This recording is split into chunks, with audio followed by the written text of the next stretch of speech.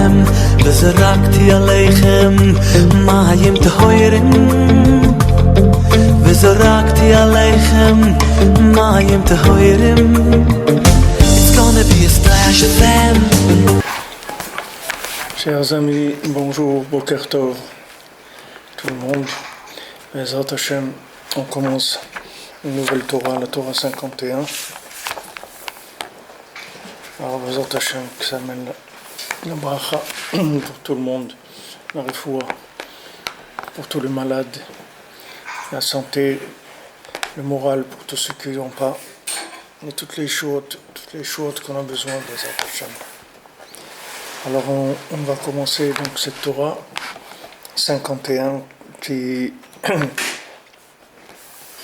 parle du Emet, de la vérité, et qui parle aussi du principe de la création, avec toujours lié au principe de la vérité. Donc cette Torah, elle a été dite à Shavuot, Rabbeinu l'a dit les soirs de Shavuot, et après il l'a reprise avec Rabbi Nathan pour l'écrire mot à mot, et avec Rabbi Nathan. Donc c'est une Torah qui a été dite à Shavuot.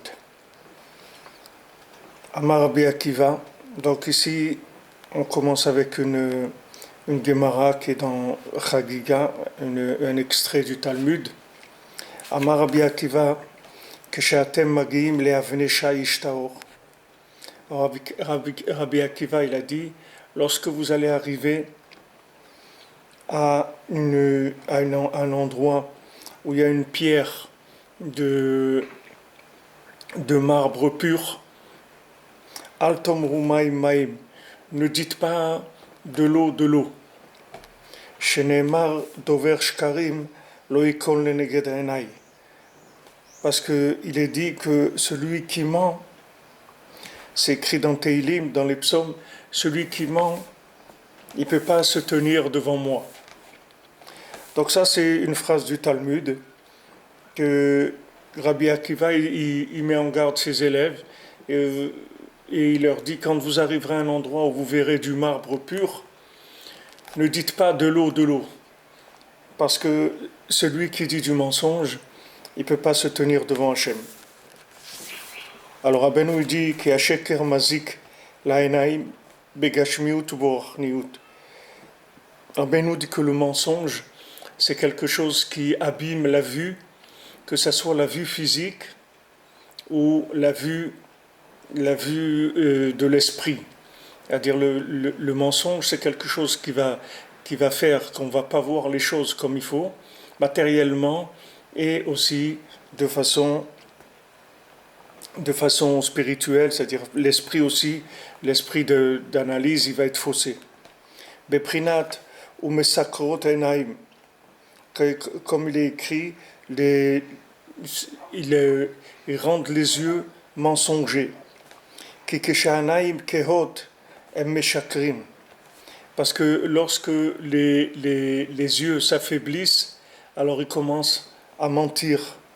Shenam marim adavar como shehu, ils ne montrent pas la chose comme elle est. Kegon al davar gadol mare shehu katan, sur quelque chose de grand, ça montre que c'est quelque chose de petit. Valechad shehu shnaim, et sur une chose, tu en as deux. Efer mina emet, c'est le contraire de la vérité. Kaenaim naasu kehot mina dmaot. Alors maintenant, Rabbeinu il va expliquer le principe, comment ça fonctionne, comment ça se fait que le fait que quelqu'un mente, ça va lui abîmer ses yeux. Maintenant, ça aurait pu abîmer autre chose, ça aurait pu abîmer les oreilles ou les mains ou le foie ou l'intestin. Non, ça abîme les yeux. Le mensonge, c'est quelque chose qui va troubler la vue. Alors, Rabbeinu, il nous dit que quand les yeux s'affaiblissent, alors ils commencent à mentir.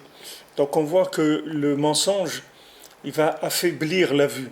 C'est-à-dire qu'il va rendre la vue floue. C'est-à-dire que la personne ne va pas voir clair. Va pas voir clair, c'est-à-dire quelque chose de grand va montrer que c'est petit, et là où il y a une seule chose, il va montrer qu'il y a deux. Donc, quand Rabbeinu, c'est un des principes de l'étude de l'écoute Moran, quand Rabbeinu il cite, il prend un exemple, ça veut dire que c'est l'exemple, il est précis, c'est pas un exemple, c'est pas une généralité. C'est-à-dire quand Rabbeinu il prend un exemple, là il prend un exemple des conséquences du mensonge sur la vue. Il dit voilà, ça va te montrer que quelque chose de grand, tu vas le voir petit, et quelque chose qui est un, tu vas voir deux. Maintenant, ça, c'est pas, Rabbeinu ne dit pas ça comme ça. C'est-à-dire qu'il aurait pu prendre d'autres exemples. Il aurait pu dire, voilà, tu vas voir ce qui est loin, tu vas le voir près, ou ce qui est vert, tu vas le voir bleu. Ou... Il y a beaucoup de choses qui peuvent être, tout ce qu'on voit, ça peut être faussé.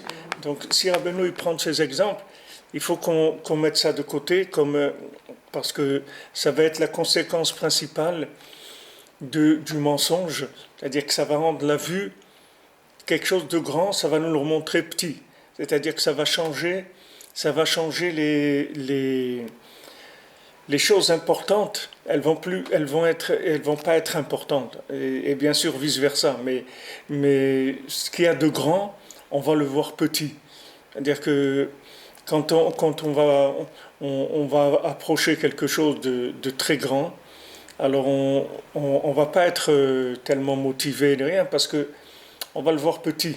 Donc ça c'est une conséquence c'est la conséquence principale du mensonge, et aussi que quand il y a un, on va voir deux. C'est-à-dire que on va perdre la notion de l'unité. C'est-à-dire on va rentrer dans la division. C'est-à-dire on va voir des choses qui sont divisées. Bon, comme à l'habitude, j'ouvre pas, c'est-à-dire j'essaye de pas ouvrir encore le texte, c'est-à-dire je parle uniquement du texte. Là, quand on va faire la Torah, j'essaye uniquement d'analyser le texte le plus simplement possible, pour juste capter les éléments qu'on a besoin d'enregistrer, les éléments dont Rabbeinu parle. Après l'ouverture, on va faire avec Bezrat Hashem toutes les explications qu'il va y avoir. Il y a des l'écouter à la route, il y a beaucoup d'explications sur cette Torah. Donc nous, déjà, on va juste mettre en place les éléments pour avoir des notions qui sont déjà claires de quoi Rabbeinu parle. Alors Rabbeinu donc il donne cet exemple qu'une chose grande il va la voir petite, et lorsqu'il y a une chose unique il va en voir deux. Efer mina emet, donc ça c'est le contraire de la vérité. Alors Rabbeinu dit comment les yeux s'affaiblissent, comment il y a un affaiblissement de la vue, qu'est-ce qui fait baisser la vue. Rabbeinu dit que c'est avec les larmes. Les larmes, ça fait baisser la vue. Comme nos sages ont dit dans le Talmud, dans Shabbat, Veshavua avim achara geshem. Les nuages sont revenus après la pluie. Ça s'est ramené dans la Gemara, dans Shabbat, et c'est dit dans Kohelet, dans le livre de Kohelet de Shlomo Ameler, c'est écrit voilà que les nuages reviennent après la pluie. Alors nos sages expliquent Zehareut, ça parle de la vue, Sholech acharabechi, qui s'en va avec les pleurs, c'est-à-dire les pleurs, ça fait baisser la vue.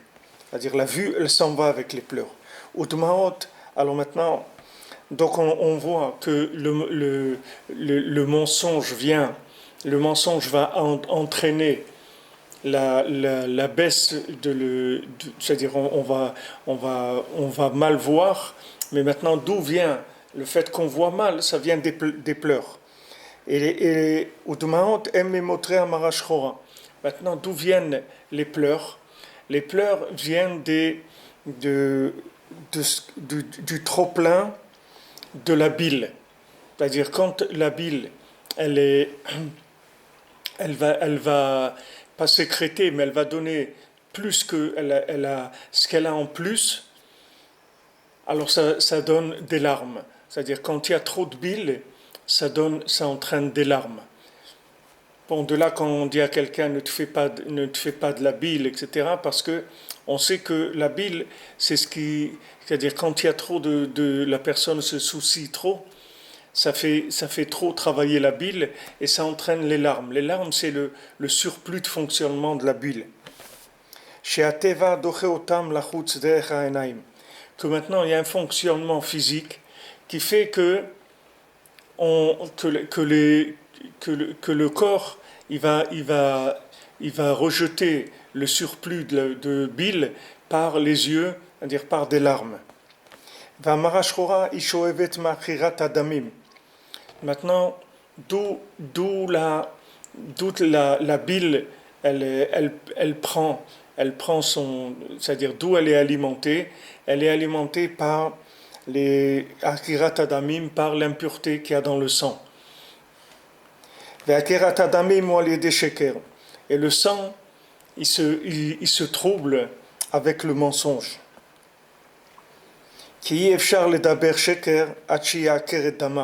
Parce que quelqu'un ne peut pas dire de mensonge tant qu'il n'a pas d'abord troublé son sang, impurifié son sang. Et la vérité, c'est impossible d'en parler tant que quelqu'un n'a pas d'abord purifié, nettoyé son sang. Parce que la parole, elle vient principalement de l'âme. Comme c'est écrit, mon âme est sortie en parlant. Et l'âme se trouve dans le sang, comme c'est écrit, le sang, c'est l'âme. Donc voilà ce que Rabbeinu il nous pose comme élément. Donc on va juste répéter ce que Rabbeinu a dit ici, mais dans le sens inverse, c'est-à-dire on va démarrer de la racine du problème du mensonge. Donc la racine, ça commence par le fait qu'il y a un problème dans le sang. C'est-à-dire le sang est impur. Après, Be'ezat Hashem, on parlera de qu'est-ce qui rend le sang impur. Maintenant, le Rabbeinu dit que le sang, donc il est souillé, il devient impur. Et le sang, maintenant l'âme, elle se trouve dans le sang. Du moment où l'âme se trouve dans le sang, c'est-à-dire le nefesh, le côté bas, inférieur de l'âme, se trouve dans le sang. Donc quand le sang est impur et souillé, ça fait que la parole qui vient de l'âme, elle est troublée, c'est-à-dire que elle dit du mensonge. C'est le mensonge qui vient de ça, puisque l'âme elle se trouve dans du sang souillé. Et maintenant, ce sang souillé, il va faire qu'il va alimenter la bile. Donc le sang souillé, il alimente la bile et il va fournir plus de bile que ce qu'il ne faut. Et la bile, elle va faire sortir le surplus de ce qu'elle a par les yeux. Donc les yeux, ils vont s'affaiblir par le fait que la bile leur a donné à utiliser les yeux pour évacuer ce qu'elle a en plus. Et la bile, d'où est-ce qu'elle reçoit beaucoup? Elle reçoit trop parce que le sang, il est impur. Donc le fait que le sang est impur, ça va abîmer, ça va donner sécréter trop à la bile, et la bile, elle va évacuer par les yeux, et donc les yeux, après, ils ne verront plus clair. Donc voilà comment Rabbeinu dit comment ça fonctionne. C'est-à-dire ça commence par d'abord la souillure du sang. La souillure du sang, elle va entraîner qu'il va y avoir un trop de bile. Le trop de bile, il va sortir par des larmes dans les yeux. et ces larmes des yeux, elles vont faire que les yeux vont s'affaiblir, et ensuite la personne, elle va plus voir clair, c'est-à-dire sa vision, elle va être faussée. Alors comme je vous ai dit, juste on pose les éléments. Je ne vais pas ouvrir maintenant parce qu'il vaut mieux ouvrir avec les analyses de Rabbi Nathan pour aller dans la façon dont il allait expliquer. C'est pas la peine de se perdre dans des explications qui sont pas les explications que Rabbi Nathan il a données. Comme Katuv ki Adam ou Nefesh, donc le sang. Le sang, c'est l'âme, c'est-à-dire le côté inférieur de l'âme, il se trouve dans le sang. Donc, quand quelqu'un dit du mensonge, ça veut dire qu'il a du sang souillé. Et donc, ça amène de la bile. Et donc, du surplus de la bile, il va y avoir une création de larmes. Et ça va faire baisser donc la vue. Et c'est ce qu'il y a écrit dans Yov, ceux qui vont cueillir du sel, des feuilles qu'il y a dans les herbes. Donc c'est ici le passage qui dit que des gens vont récolter de la substance salée, des feuilles qu'il y a, des herbes, c'est-à-dire des plantes qui sont sauvages, et des plantes faibles, pas des choses qui sont très solides. Malouar zeprinat maot. Maintenant, quand on parle de salé, on parle des larmes. Shemaim luchim, parce que les larmes, ce sont des eaux qui sont salées. Sheba et des sicha, qui vient de sicha. Alors sicha, en hébreu, sicha, ça veut dire siach hasadeh, ça veut dire les plantes du champ, mais sicha, ça vient aussi c'est la parole, la souach, c'est-à-dire parler, ça se dit, c'est comme les herbes, c'est la même chose. Pour ça que Rabbeinu, il nous conseille d'aller faire Hitbo des doutes dehors, parce que quand on va dans les champs, dans les forêts ou à l'extérieur, alors on a les plantes qui s'incluent dans notre prière, qui nous aident à prier, parce que c'est les mêmes mots. Elles-mêmes, c'est la parole. Donc quand elles sentent quelqu'un qui parle avec Hachem, elles veulent s'inclure dans ces paroles de prière, et ça l'aide à prier. C'est juste une parenthèse que je fais, ça n'a rien à voir avec le sujet d'ici. Alors maintenant, Rabbeinu dit que le salé, ça vient de sicha, c'est-à-dire de la parole, et aussi de ces plantes-là. Et c'est ce qu'il leur a dit Rabbi Akiva, ne dites pas de l'eau, comme on a dit avant. Il leur a dit, quand vous allez arriver, que vous allez voir du marbre pur, c'est-à-dire c'est du marbre qui est tellement pur qu'on a l'impression que c'est de l'eau.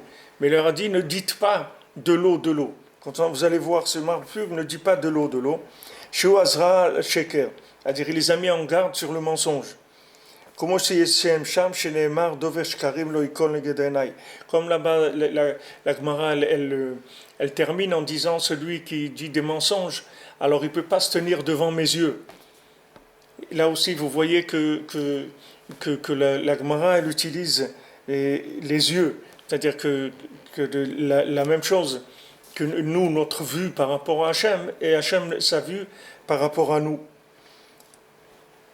Donc il les met en garde. Rabbeinu dit dans Sefer Amidot, il faut faire attention de ne pas dire du mensonge, même en se trompant, même si c'est pas quelqu'un qui... Parce que là, quand il voit du marbre pur, peut-être qu'il se trompe, il pense que c'est de l'eau. Donc ils ont dit, de l'eau, mais c'est pas de l'eau, c'est du marbre. Maintenant, quand ils ont dit c'est de l'eau, ils ne pensaient pas dire un mensonge.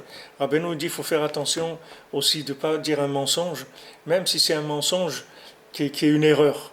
C'est-à-dire que c'est pas, on s'est trompé. Donc il faut vérifier aussi dans ce qu'on dit et tout, parce qu'il y a des choses qu'on peut dire qui sont pas vérifiées, qui sont du mensonge. Alors maim, imprinat sheker, shuprinat dmaot. Alors maim, c'est le mensonge. Les os, c'est le mensonge. C'est au prinat de Maot, puisqu'on a dit que ça venait, la baisse de la vue, qui faisait qu'on voyait plus clair, ça venait des larmes. Donc les larmes, c'est de l'eau salée. Chez Maïm Lochim, donc les larmes, c'est des eaux salées. Qui a choté Maïm Marvetsim Ono. Parce que celui qui boit de l'eau, normalement, ça fait baisser sa soif, ça enlève sa soif. Achachote Maïm Lochim, mais celui qui boit de l'eau salée, Lodai Sheno Marvetsim Ono. Non seulement il ne va pas baisser sa soif, et là chez Mosif Tzmaon al Sim Ono. Il va ajouter de la soif à la soif qu'il avait avant. Avant, il avait soif. Et quand maintenant il va boire de l'eau salée, il va avoir encore plus soif. Jusqu'à ce que maintenant, il a besoin de boire d'autres eaux pour pouvoir enlever sa soif. C'est-à-dire que maintenant, l'eau qu'il a bu, elle ne va pas l'aider. Parce que l'eau qu'il a bu, elle est salée. C'est pour ça que le mensonge s'appelle Maïm Maïm, de l'eau. Vezeu altomru Maïm Maïm, c'est ça qui est écrit, ne dites pas de l'eau. Shua Sheker, que ça c'est le mensonge. Sheneemar dover shkarim lo ikon lenegedenai, qu'il est dit que celui qui dit de mensonge, alors il ne va pas tenir devant mes yeux. Donc ici, on voit que Rabbeinu, il avance plus, c'est-à-dire dans l'explication des larmes qui sont des eaux salées, et il dit que celui qui boit maintenant de l'eau salée, non seulement il va pas enlever sa soif, mais il va avoir encore plus soif. Donc il va falloir qu'il trouve de l'eau, une autre eau pour enlever sa soif. Donc c'est ça qu'il leur a dit Maïm Maïm, 2 fois il a parlé de 2 eaux, c'est-à-dire de 2 eaux différentes, de l'eau qui est salée et de l'eau qui n'est pas salée.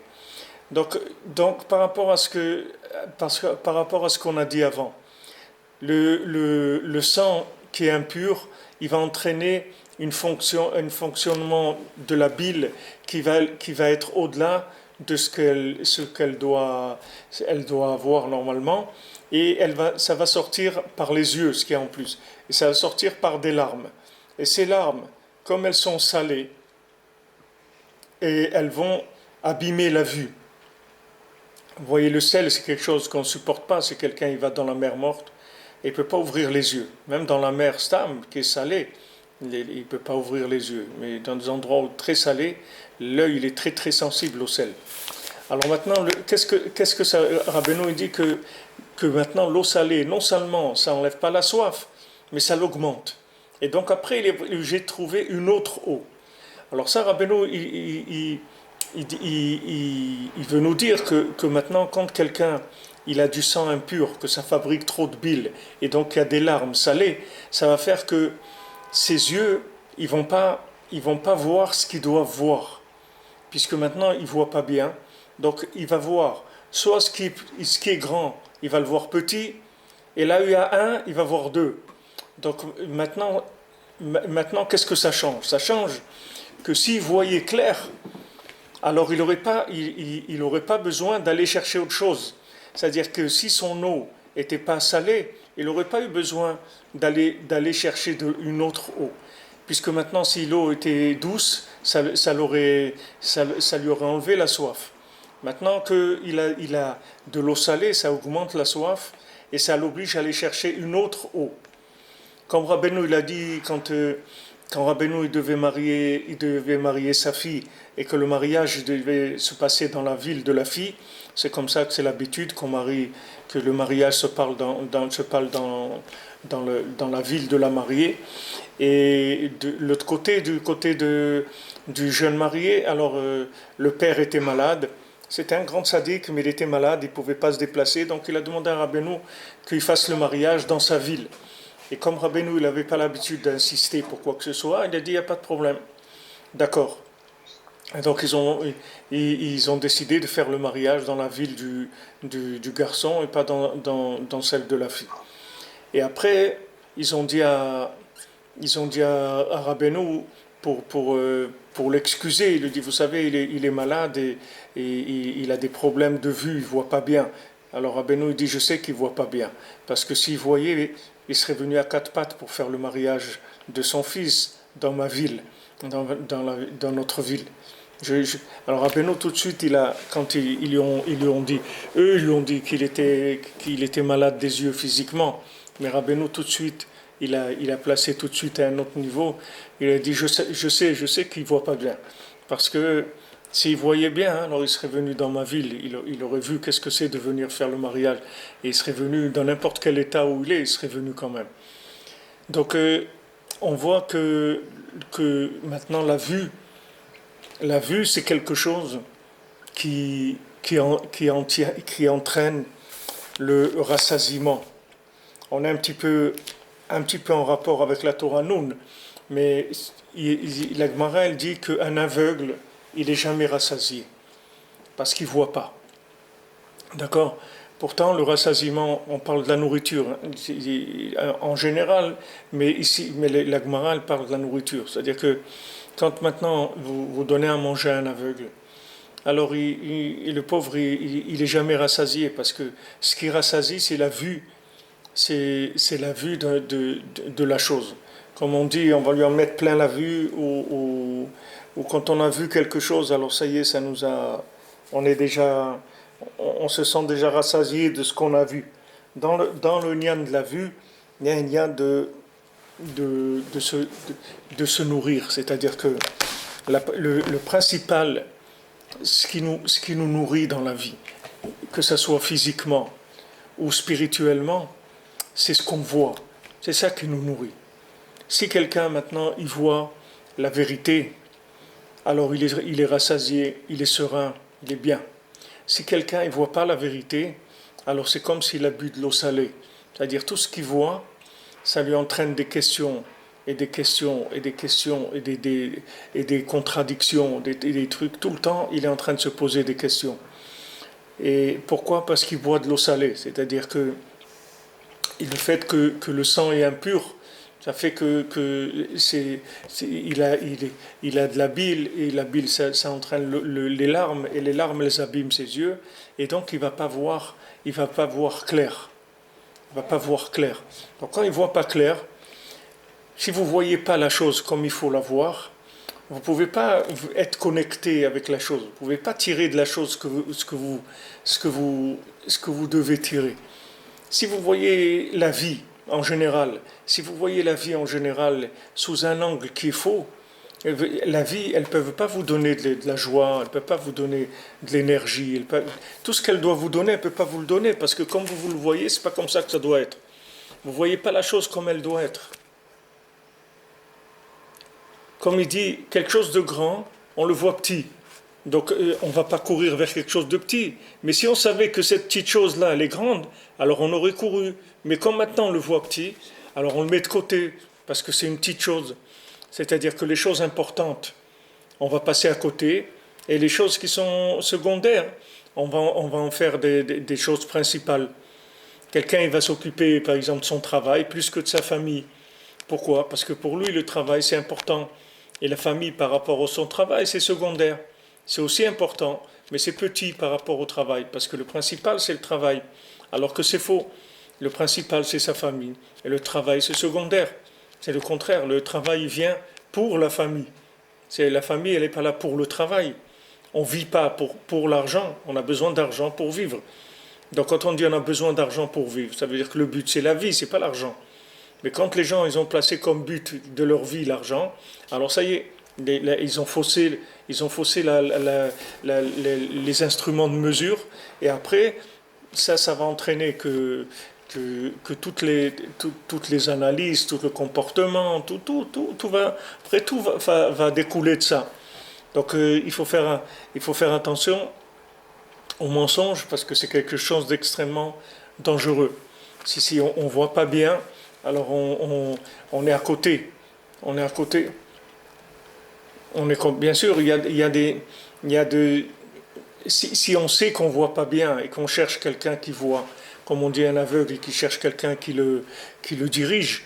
Alors ça, c'est déjà extraordinaire si on arrive à s'attacher à quelqu'un qui voit. Et c'est, Baruch Hashem, le tzadikim, il voit, il s'appelle Aine Aeda. Les tzadikim, il s'appelle les yeux de l'assemblée, parce que c'est eux qui voient. Alors celui qui sait qu'il ne voit pas, alors il s'attache à ceux qui voient. Mais le problème, c'est que des fois, la maladie, elle est tellement grande que les gens qui ne voient pas, ils croient qu'ils voient. Parce qu'ils voient quelque chose. Ils ne savent pas que ce qu'ils voient, c'est faux. Parce qu'ils voient quelque chose. Ils ne sont pas complètement aveugles. Ils voient quelque chose. Mais ce qu'ils voient, c'est faux. Et ils pensent que leur vision fausse des choses, c'est ça la vérité. C'est-à-dire, ils mettent le monde à l'envers. Le petit, il est grand, le grand, il est petit. C'est comme ça que le monde fonctionne. Tout ça, ça vient à la base du mensonge. Et tout le mensonge, il est venu chez Esav aussi par les larmes de Esav. Quand Esav, il a pleuré parce qu'il a vu qu'il a raté la bracha de Yitzhak, que c'est Yaakov qui a pris toutes les brachot, alors il a pleuré, il était amer. C'est écrit là-bas, il était amer. Amer, ça veut dire la bile. La bile, elle est amère. Donc la bile amère, ça fait que ça lui a complètement faussé sa vision des choses, sa vision de la vie. Donc il faut faire attention qu'il n'y ait pas de... Faire attention à l'amertume, à la tristesse, à ces choses-là, parce que ça fausse énormément la vue. Donc on verra après, quand on rentrera un petit peu plus dans les explications, on va aller beaucoup plus loin dans ces notions-là. Là, pour l'instant, on fait juste que les éléments ils soient clairs, Bezat Hashem.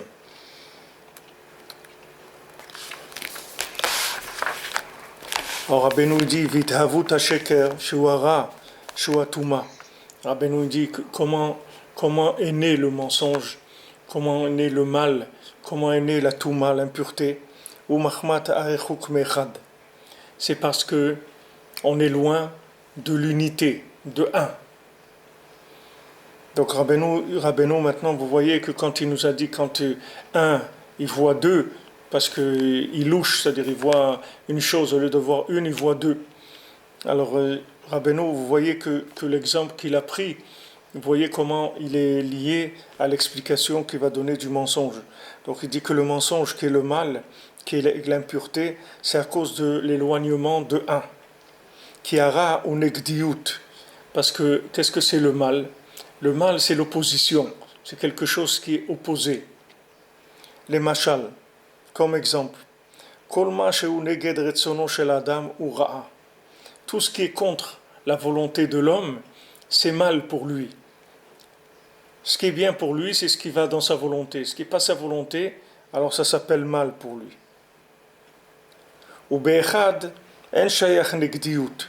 Maintenant, quand on est dans un, alors on ne peut pas dire opposition.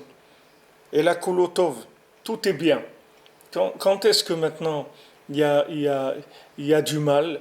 C'est quand il y a deux choses. Alors une chose, elle est opposée à l'autre. Alors ça fait qu'il y a le mal. Mais si maintenant il n'y avait qu'une seule chose, alors tout ça serait bien. Si on arrive à vivre en attachant tout à un, alors tout est bien. Il n'y a pas de problème. Quand est-ce que maintenant il commence à avoir des problèmes, à avoir du mal? C'est quand on commence à diviser les choses. C'est-à-dire de croire qu'il y a des pouvoirs qui sont divisés. C'est-à-dire qu'il n'y a pas qu'un pouvoir, le pouvoir d'Hachem. On croit qu'il y a des choses qui ont du pouvoir dans le monde, et c'est ça qui entraîne le mal, le principe du mal, parce que ça veut s'opposer à la vérité.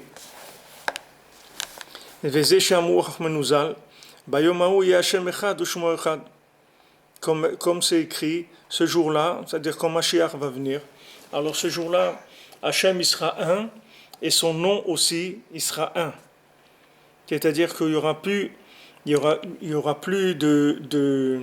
Aujourd'hui, Hachem il est toujours un. Hachem il a toujours été un. C'est-à-dire que Hachem c'est lui qui est à l'origine, à la source de tout ce qui se passe dans le monde. Mais son nom, il n'est pas un. C'est-à-dire que on donne des noms on nomme, si vous voulez, on donne du pouvoir, on donne le nom de pouvoir à des forces, soit des individus, soit des principes de loi naturelle, c'est-à-dire des systèmes qui sont déconnectés de un. Donc aujourd'hui, le nom d'Hachem, il n'est pas un. Lui, il est un, mais son nom, il n'est pas un, parce que chacun, il donne une valeur, une importance à certaines choses, alors que ces choses-là, Béhémet, elles ont pas d'importance. L'importance qu'elles sont, c'est lié à Echad, à un. Et le fait maintenant qu'on attache d'importance à beaucoup de choses, qu'on leur donne du pouvoir, ça sépare de un. Sheye kolutov metiv, ki be'echad en shayara. Donc maintenant, quand Mashiach reviendra et que la vérité va être évidente, alors tout, ça sera Tov Ve'ametiv, que Hachem il est bon et il fait le bien et encore plus il rend bien le bien.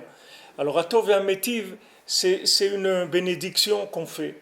C'est-à-dire quand quelqu'un il a par exemple un bon vin, on lui a amené un vin le vendredi soir, le Shabbat, il a un vin sur la table, et après on lui amène un meilleur vin que celui-là. Alors il fait la bracha il fait une autre bénédiction sur le deuxième vin. Il y a des conditions, hein, quand est-ce qu'on fait cette bracha, il faut connaître les halachot. Mais le principe, il est comme ça, c'est que si on nous amène un meilleur vin, alors on fait cette bracha à Tov Ve'ametiv. Baruch ata Hashem Elokeinu melech haolam, hatov ve'hametiv. C'est-à-dire que celui qui fait le bien, et encore le bien, il aura encore mieux, il y a encore mieux. Il y a bien, et il y a encore mieux, et il y a mieux. Alors ça, c'est une bénédiction qu'on fait. Tandis que quand quelqu'un il a eu un problème, c'est-à-dire il a perdu quelque chose, alors il fait Baruch Dayana Emet, alors il dit Hachem c'est lui qui juge, qui dit la vérité, c'est la vérité, c'est tout. Ça veut dire ça ne m'arrange pas, c'est quelque chose qui est opposé à moi maintenant, c'est quelque chose qui vient en opposition, comme on a dit ce qui n'est pas bien pour l'homme, alors c'est en opposition à lui. Lui, il veut être en bonne santé, il veut gagner de l'argent, il veut être intelligent, il veut faire, etc., réussir et tout. Maintenant, tout ce qui va venir contre ça pour lui, c'est un échec, c'est du mal. Donc, quand il va avoir une perte de quelque chose, alors il va pas dire, il doit faire une bracha, Dayana Emet, c'est-à-dire que Hachem, lui, il fait des jugements de vérité, c'est tout. Même si ça ne m'arrange pas, même si c'est quelque chose maintenant que je ne suis pas conscient que c'est bien, mais en tout cas, Hachem, c'est la vérité, donc j'accepte ces décisions parce qu'elles sont vraies. Mais c'est pas echad, c'est-à-dire on accepte, mais on le vit pas dans la joie et dans le bien. Ki be'echad en shayara, parce que quand il y a un, alors il n'y a pas de mal, c'est-à-dire il n'y a pas d'opposition. Valken la'atid lavo yekuyam sfat emet tikon la'ad. C'est pour ça que dans le futur, on va voir que va s'installer une langue de vérité qui va s'installer pour l'éternité. Rappelez, ça c'est un verset dans Michelet, que maintenant, quand on aura la révélation de la vérité, alors il y aura une langue aussi de vérité, c'est-à-dire un langage vrai. Et lui, il va s'installer pour l'éternité. Le fait aussi que le langage il est très nuancé, etc., ça vient aussi du fait qu'il n'y a pas une vision de la vérité qui est claire. Parce que si vous prenez le Lashon HaKodesh, la langue sacrée, c'est une langue où il n'y a pas beaucoup de mots. C'est-à-dire les mots, ils sont vrais, donc ils incluent beaucoup de facettes. Le mot, il a beaucoup de facettes en lui-même, mais il n'y a pas besoin d'autres mots. Tandis que dans les autres langues, chaque facette, il faut lui faire un mot pour pouvoir l'exprimer. Et sinon, on ne comprend rien du tout. S'il n'y a pas maintenant une explication, alors on ne comprend rien du tout. Mais le Lashon HaKodesh, il n'y a pas beaucoup de mots. Et les mots, ils sont chargés de beaucoup de facettes, beaucoup de sens. Chaque mot, il a beaucoup de sens. Alors quand Mashiach viendra, c'est ce qu'il y aura. Il y aura un langage de vérité. Et ce langage de vérité, il sera éternel. Qui est az kulo echad kulo tov. Parce qu'à ce moment-là, tout sera un, tout sera bien, puisqu'il y aura l'unité totale de tous les individus, de toute la création. Tout sera avec Hachem.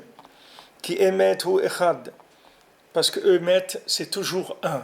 La vérité, c'est toujours une chose.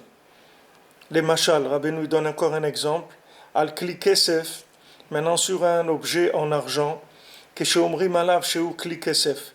Quand on dit que c'est un objet en argent, Hua emet, ça c'est la vérité. Aval kesheomri malav sheu kli zahav. Mais si on dit que c'est de l'or, Hu sheker, c'est un mensonge. Nimsa, shaemet hu echad. Donc on voit que la vérité c'est qu'une seule chose. Qui est charlomar emet rak sheu kli kesef. Parce qu'on ne peut dire la vérité qu'en disant que c'est un objet en argent. On ne peut pas dire autre chose, pas plus que ça. Avala sheker ou harbe, mais le mensonge, c'est quelque chose qui est beaucoup, qui est charlomar, parce que maintenant, quand on regarde cet objet en argent, si on commence à dire autre chose que ce qu'il est, alors on peut dire beaucoup de choses. On peut dire que c'est de l'or, on peut dire que c'est du cuivre, on peut dire que c'est beaucoup d'autres métaux, beaucoup d'autres noms sur cette chose-là. Donc de là, on voit que quoi?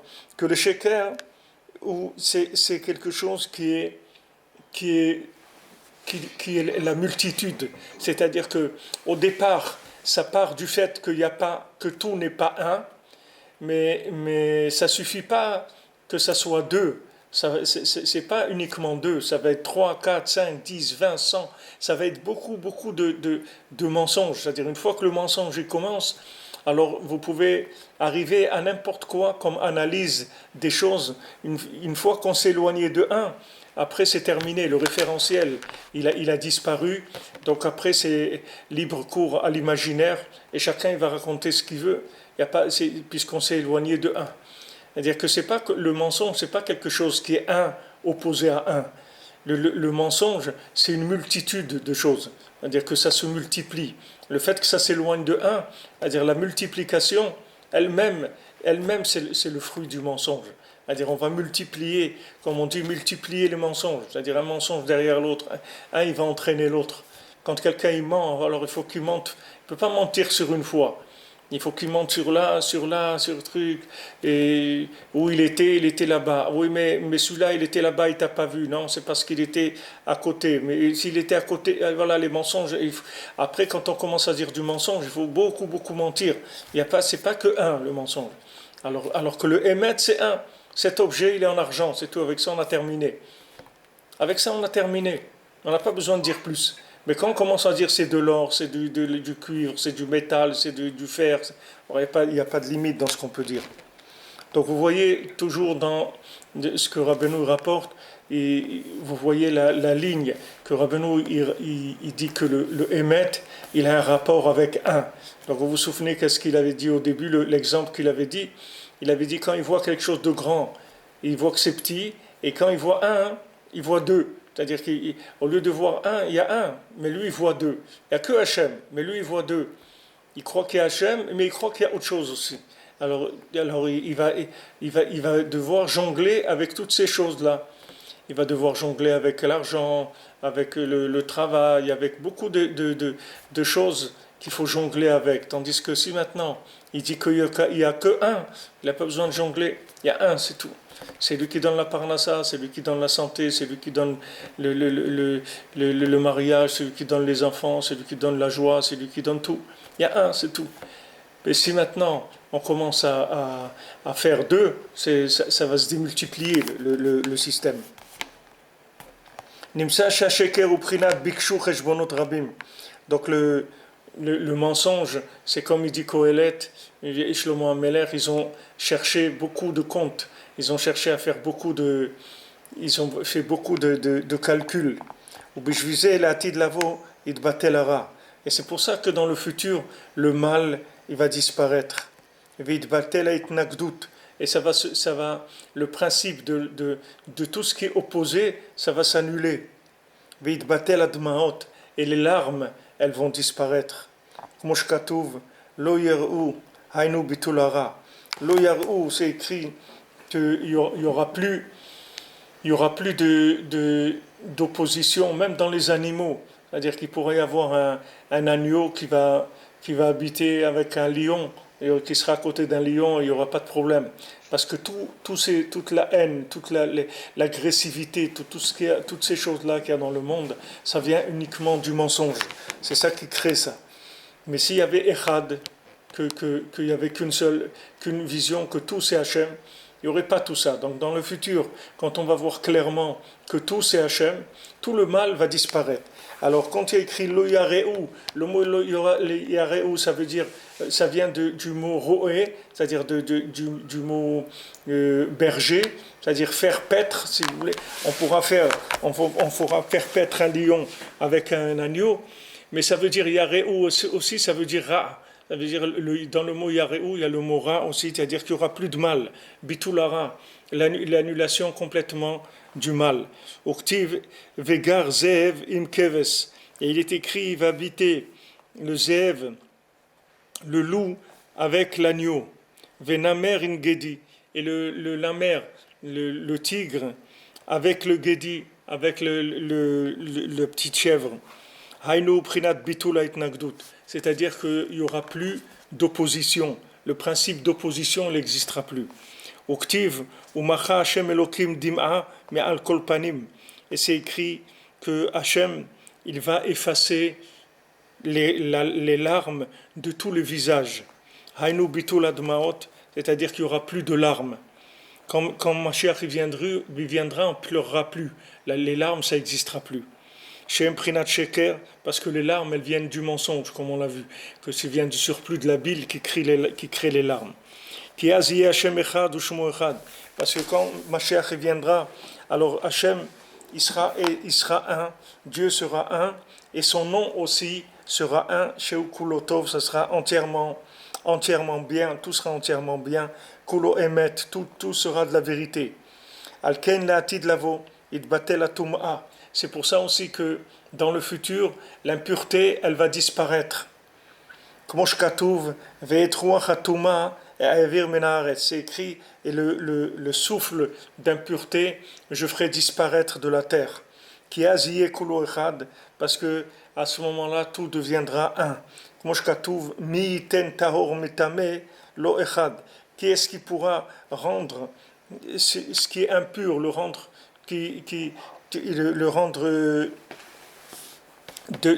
pur, l'impur, le rendre pur si ce n'est un.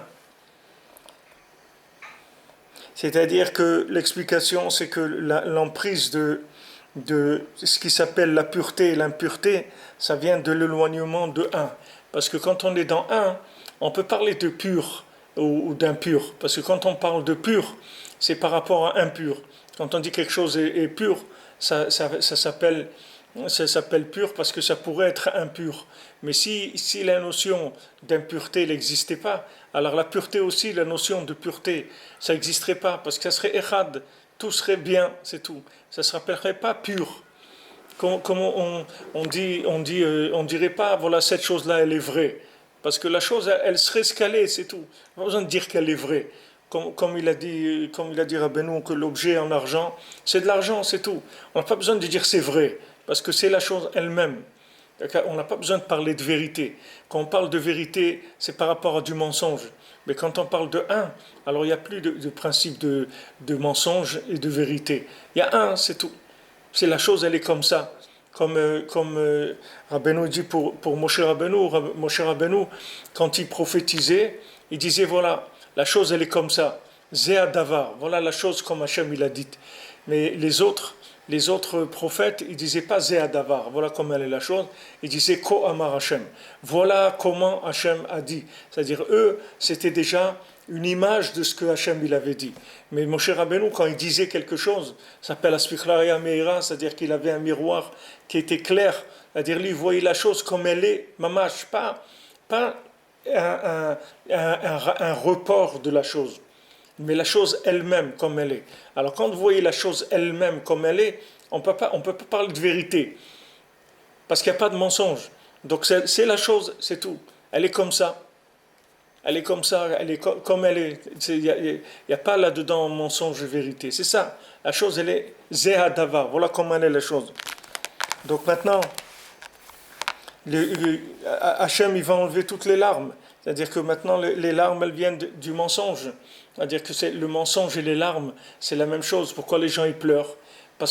Pourquoi les gens, ils pleurent? Parce qu'ils ne sont pas contents. Pourquoi ils ne sont pas contents? Parce qu'ils ne savent pas que c'est bien, que tout est bien. Rabbeinu, jamais il était affecté par ce qui se passait. Même quand Rabbeinu, il était à Breslev et que sa maison l'a brûlé et qu'il devait venir à Ouman, alors il a dit j'ai de la peine parce qu'il y avait un grand incendie à Breslev et c'est une grande partie de la ville qui a brûlé. Alors Rabbeinu il a dit je dois avoir de la peine pour m'associer à la peine des gens qui ont perdu des choses. Mais moi, personnellement, j'ai aucune peine du tout que ma maison elle est brûlée, que ça me fait rien du tout, je suis toujours joyeux. Pourquoi? Parce que Rabbeinu il vivait dans la Shgacha Pratit, c'est-à-dire il vivait dans la parole d'Hachem. Donc pour lui, ça ne peut pas exister la notion que quelque chose c'est pas bien. Quand c'est pas bien, ça veut dire que par rapport à quelque chose qui est séparé d'Hachem, c'est pas bien. C'est loin d'Hachem, c'est ça qui est pas bien. C'est ça qu'en termes c'est pas bien. Mais celui qui est proche d'Hachem, ça n'existe pas que c'est pas bien. Celui qui est proche du roi, il voit ce que le roi fait. Maintenant, il y a des choses qu'il comprend, il y a des choses qu'il ne comprend pas. Mais il est sûr que tout ce que le roi fait, c'est bien. Puisqu'il est là, il est à côté de lui, et tout ce que le roi il fait, c'est bien. Donc le tzaddik, lui, il est attaché à Hachem, Mamash, il est dans la parole d'Hachem. Lui, il ne peut pas être peiné par les... Bien que Rabbeinu, il y a des moments où il a été peiné, par exemple quand il a perdu son fils, Shlomo Ephraim, que ça devait être normalement le Mashiach ben David, et Ben Yosef et Ben David. Rabbeinu, il avait de la peine, mais il a dit, c'est pas une tristesse, c'est qu'il pensait que ça y est, qu'on avait terminé. Mais il dit après, il était joyeux. Il était joyeux parce qu'il dit, bon, si c'est pas lui, ça veut dire qu'il va être encore mieux. Le Mashiach, il va être encore mieux que mon fils. Ça va être un Mashiach encore plus grand. Donc, Rabbeinu, il n'avait pas cette chose-là de vivre par rapport à ce qui s'appelle la réussite ou pas la réussite ou dans ce monde. Et Rabbeinu vivait avec Hachem et tout ce que Hachem lui fait, c'est bien. C'est-à-dire qu'il était toujours connecté avec Echad. C'est ça qui faisait sa vision des choses. Donc maintenant, quand le tzaddik, on dit que le tzaddik a émet, c'est le tzaddik de la vérité. C'est-à-dire que c'est un tzaddik de la vérité. C'est-à-dire quand Rabbeinu vous dit quelque chose, vous pouvez être sûr que c'est vrai. Il n'y a aucun mélange de rien du tout dedans. Tandis que quand ça commence les mélanges, après on ne peut pas savoir où ça arrive. Les mélanges ils peuvent amener très très loin. Tandis que quand le émet il est pur, il est clair, il n'y a aucun problème. Et voilà, la chose elle est comme ça. Gamar Tive Gmor, Rabbeinu l'a dit, j'ai terminé. Quand il donne une explication, vous pouvez être tranquille qu'il n'y a pas d'autre explication. C'est comme ça, c'est tout. Après, il peut y avoir des enrichissements, des gens qui vont faire des développements et tout. Mais la chose, elle est comme ça. Parce que la vision de la chose, elle est nette, elle est claire. Et Rabbeinu discutait avec des tzadikim. Combien de fois Rabbeinu se trouvait avec des tzadikim et les tzadikim ils commençaient à parler de choses très grandes, qui voyaient le chariot de Yecheskel dans le ciel, qui voyaient des choses. Et Rabbeinu leur dit c'est pas vrai, c'est pas comme ça, il n'est pas comme ça. Ce que vous voyez là, c'est pas comme ça qu'il est. Et des fois les tzadikim ils amenaient encore des preuves, qu'ils voyaient encore des preuves et encore des preuves. Et Rabbeinu leur disait c'est pas comme ça, c'est pas comme ça. Ce que vous voyez, c'est pas ça, c'est pas comme ça que c'est. Même dans des niveaux qui sont des niveaux très élevés. Et d'ailleurs, c'est tout l'union de Rabbi Akiva, c'est ça. On voit ici que Rabbeinu rapporte une Gemara où c'est Rabbi Akiva qui parle. Et Rabbi Akiva, il fait partie de ceux qui sont montés dans le Pardes et qu'il n'y a que lui qui est sorti indemne. Parce que eux, ils ont vu là-bas, justement, ils ont vu deux. C'est ça qui les a rendus fous. Ils ont vu là-bas le prince Matat, le prince de la Torah, et ils ont une telle splendeur qu'ils n'ont pas pu associer cette splendeur-là avec Hachem. Ils ont cru que cette chose-là, ça venait de l'ange lui-même, que l'ange lui-même, il avait un pouvoir. Donc de ça, ils ont Acher, il a tout lâché. Et il y avait aussi Ben Azai, Ben Zoma, un il est mort et l'autre est devenu fou. Mais tout, c'est parce qu'ils ont vu deux choses. D'ailleurs, c'est lié, vous allez voir cette Gemara-là, elle est liée avec ce maasé-là, de voir deux. Rabbi Akiva, c'est pas que Rabbi Akiva, il n'a pas vu deux. Lui aussi, il a vu deux. Mais seulement, il avait la force de savoir que ce deux-là, il n'existe pas. C'est-à-dire que ce prince-là, cet ange, il est complètement inclus dans Hachem. Il n'y a aucune différence entre lui et Hachem. Bien que maintenant, c'était une splendeur extraordinaire. Parce que quand la chose, elle n'est pas d'elle-même, elle n'a pas quelque chose d'extraordinaire. Alors, c'est pas difficile de l'associer à Hachem, de dire, bon, c'est Hachem qui veut comme ça, etc. Mais si vous voyez quelque chose qui est plus la chose, elle est fantastique et plus extraordinaire, plus vous pouvez lui attribuer un pouvoir quelconque. Donc, si c'est passé quand ils sont rentrés dans le Pardès, en haut, c'est tzadikim, c'est tous des très grands tzadikim. Et pourquoi ils ont fauté? Parce que ils ont avancé, ils ont été voir quelque chose qu'ils n'avaient pas le niveau de voir cette chose-là. Par rapport à leur niveau de vérité, ils ne pouvaient pas voir ça. Parce que le niveau de vérité qu'ils avaient, ça fait qu'ils voyaient deux. Ils ne sont pas arrivés à voir un. Mais Rabbi Akiva, sa force, c'est qu'il a vu deux, mais ça l'a pas impressionné. Il a fait dépendre la faute de lui. Il s'est dit, bon, là je suis en train de voir quelque chose j'ai un problème. Si je vois ça, c'est que j'ai un problème. Il a fait dépendre le fait qu'il voyait deux de lui-même. Donc ça ne lui a pas fait de mal. Donc il est nichnas beshalom, il est yotse beshalom. Il est rentré dans la paix, il est sorti en paix. Il n'a pas eu de problème. Mais les autres, eux, ils ont cru voir deux, et ils ont cru que c'était deux mamash. Ils ont cru que c'était deux. Et donc, le fait qu'ils ont vu deux, ça les a explosés. Un qui est mort, l'autre est devenu fou, et l'autre, il a complètement lâché la Emouna. Parce qu'il a vu qu'il y avait deux réchouillottes, comme s'il y avait deux pouvoirs en haut. Alors maintenant, nous, c'est la même chose. C'est-à-dire qu'il faut savoir que quand on s'approche de la vérité, il faut aussi s'approcher de façon mesurée pour ne pas voir des choses qu'on ne doit pas voir, c'est tout, qu'on n'a pas un niveau de vérité pour voir ces choses-là. Alors des fois, il vaut mieux être un petit peu éloigné, un petit peu à distance, de manière à ce que je vois, c'est que des choses où je vois que du bien. Mais quand je commence à voir du mal, alors ça veut dire que je vois des oppositions, des contradictions. Et si maintenant je continue, alors je risque de voir que du mal après. Parce qu'une fois qu'on commence à avoir des analyses qui sont fausses, alors après il n'y a plus de limite. Donc il faut garder les distances de manière à ne voir que le bien. À ne voir que le bien. Et toute la vie du Ham Israël, Hachem il l'a gérée comme ça, de manière à ce qu'on vive tout en alternance, de manière qu'on ait toujours la possibilité de voir le bien et de reculer, de revenir voir le bien.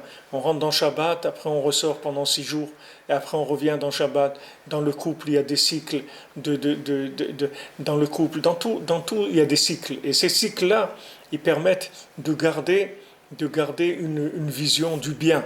Parce que si maintenant, c'était pas cyclique, s'il n'y avait pas de recul et avancé, alors on pourrait pas. Le mal, il prendrait le dessus. C'est-à-dire les défauts, ils prendraient le dessus. Des fois, vous êtes tellement proche de quelqu'un que vous voyez des défauts et après vous voyez que les défauts.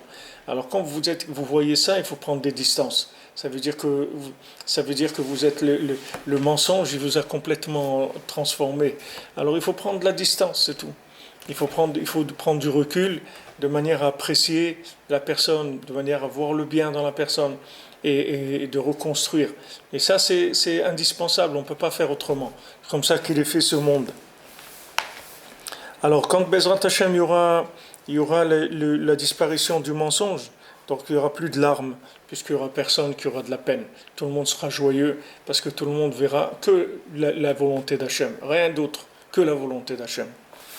Voilà, Bezrat Hashem, on a commencé la première leçon sur cette Torah. C'est pas une Torah très très longue, mais c'est une Torah, elle est quand même longue. C'est-à-dire, je pense qu'au moins jusqu'à Hanouka, Bezrat Hashem, on sera dedans. Alors bonne journée à tous et à toutes. Merci pour tous ceux qui sont présents. Merci